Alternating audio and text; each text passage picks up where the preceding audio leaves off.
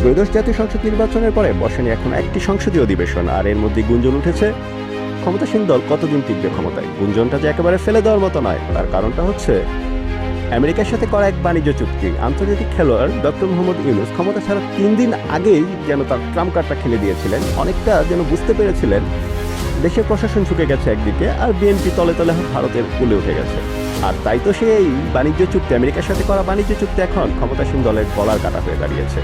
আমেরিকার সাথে করা সেই বাণিজ্য চুক্তির প্রথম ধাপটাই যে হচ্ছে আমেরিকাতে আপনি যে পণ্য রপ্তানি করবেন তার সম্পূর্ণ কাঁচামাল কিনতে হবে আমেরিকা থেকেই।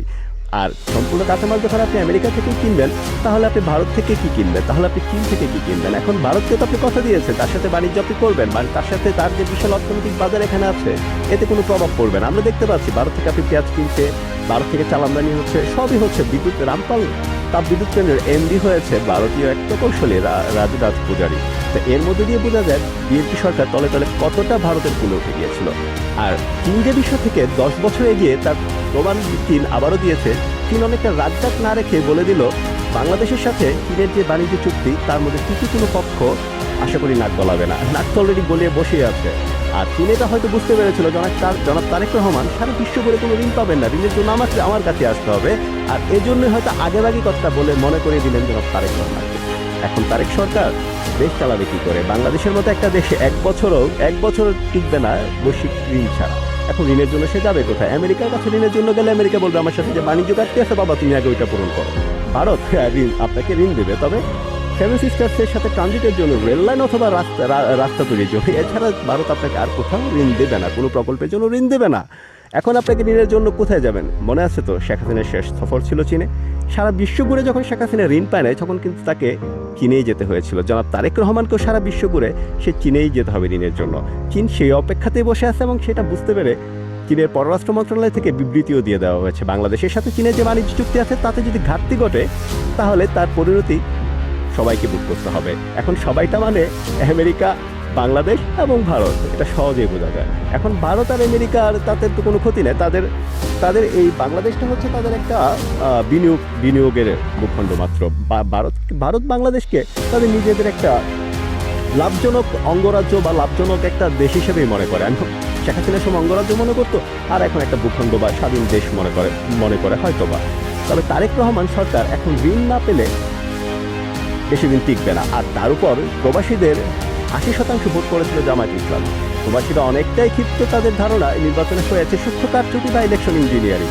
যাই হোক, এখন প্রবাসীরা মাত্র 15 দিনের জন্য হাসিনার সরকারের সময় রেমিটেন্স শাটডাউন করেছিল। তাতেই আইসিটি প্রতিমন্ত্রী পলক যেমন হাত জোর করে বলতে হয়েছিল রেমিটেন্স পাঠানোর জন্য প্রবাসীদের কাছে।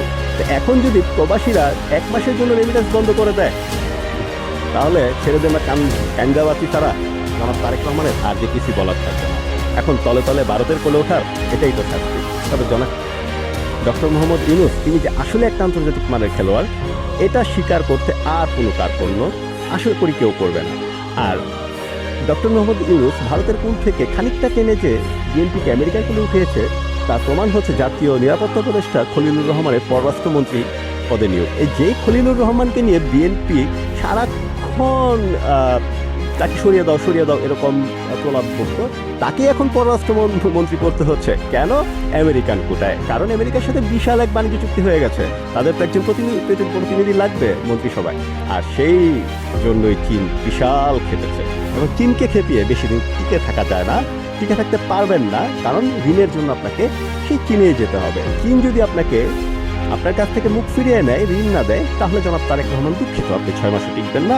আর সেই সাথে রেমিটেন্স যোদ্ধারা যদি আপনার উপর এমনিতেই তো খেপা, তার উপর তারা যদি 1 মাসের জন্য রেমিটেন্স শাটডাউন করে দেয়, sorry to say Mister Tarek Rahman, এত মানুষকে খুশি রেখে ক্ষমতায় থাকা যায় না। তার চেয়ে বরং আপনি যদি শুধুমাত্র জনগণের সরকার হয়ে থাকতেন, জনগণের উপর আস্থা রাখতেন, সেটাই আপনার জন্য ভালো হতো। একটা সময় মনে হয়েছিল বিএনপি ষড়যন্ত্র করে ইলেকশন ইঞ্জিনিয়ারিং করে নির্বাচনে দিতে ক্ষমতায় আসলে। এখন মনে হচ্ছে যে আমাদের শুধু মনে হয় ষড়যন্ত্র করেই, অনেকে ষড়যন্ত্র করেই বিএনপিকে ক্ষমতায় ফেলে দিল। যাও তোমরা ক্ষমতায় থাকো, ক্ষমতার মজাটা অনুভব করো।